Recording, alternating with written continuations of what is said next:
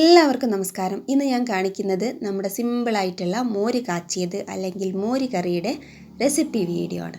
ഇതിന് വേണ്ടിയിട്ട് ഒരു അര കപ്പ് തേങ്ങ എടുത്തിട്ടുണ്ട്.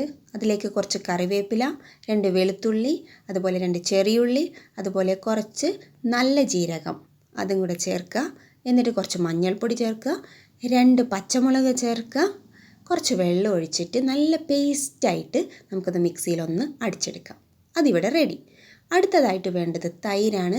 ഒരു 1.5 കപ്പ് തൈര് എടുത്തിട്ടുണ്ട്. ഇതിലേക്ക് ഒരു അര കപ്പ് വെള്ളം ഒഴിച്ചിട്ട് മിക്സിയിലിട്ടിട്ട് ഇതും നന്നായിട്ടൊന്ന് അടിച്ചെടുക്കുക. അപ്പോൾ നല്ല ലൂസായിട്ട് നമുക്ക് കിട്ടും. ഇപ്പോൾ അതും ഇവിടെ റെഡി ആയിട്ടുണ്ട്. ഇനി നമുക്കിത് ഉണ്ടാക്കാൻ തുടങ്ങാം. അപ്പോൾ അതിന് വേണ്ടിയിട്ട് ഞാനിവിടെ ഒരു ചട്ടി വെച്ചിട്ടുണ്ട്. അതിലേക്ക് ആവശ്യത്തിനുള്ള വെളിച്ചെണ്ണ ഒഴിച്ച് ആദ്യം തന്നെ കടുകിട്ട് കൊടുത്ത് പൊട്ടിക്കുക. കടുക് നന്നായിട്ട് പൊട്ടി വരുമ്പം അതിലേക്ക് കുറച്ച് ഉലുവ ചേർത്ത് കൊടുക്കുക. അതും നന്നായിട്ട് പൊട്ടിച്ചെടുക്കുക. അതിനുശേഷം നമ്മൾ ചേർത്ത് കൊടുക്കേണ്ടത് കുറച്ച് കറിവേപ്പിലയും അതുപോലെ തന്നെ ഒരു 2-3 വറ്റൽമുളകും. ഇതും നല്ലതുപോലെ മൂത്ത് വരുമ്പം ഇനി നമ്മളതിലേക്ക് ഒരു 4-5 വെളുത്തുള്ളി ചെറുതായിട്ട് നുറുക്കിയത് ചേർത്ത് കൊടുക്കുക. അതുപോലെ ഒരു ചെറിയ കഷ്ണം ഇഞ്ചി ചെറുതായി നുറുക്കിയത് ചേർത്ത് കൊടുക്കുക. ഒരു 2 പച്ചമുളകും കൂടെ വേണമെങ്കിൽ കൂടുതൽ ചേർത്ത് കൊടുക്കുക.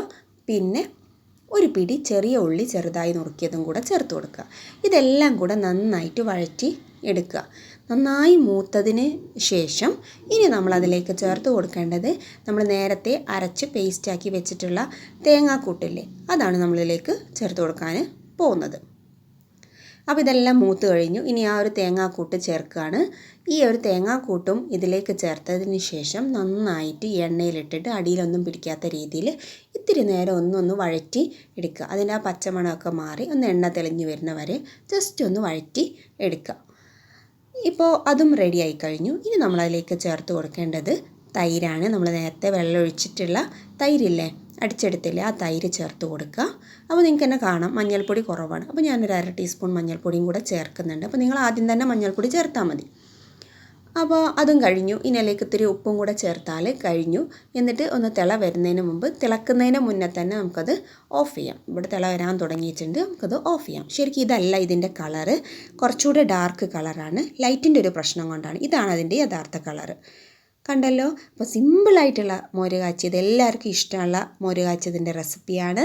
അപ്പോൾ എല്ലാവരും ട്രൈ ചെയ്ത് നോക്കുക. ഇഷ്ടപ്പെട്ടാൽ ലൈക്ക് ചെയ്യുക, ഷെയർ ചെയ്യുക, സബ്സ്ക്രൈബ് ചെയ്യുക.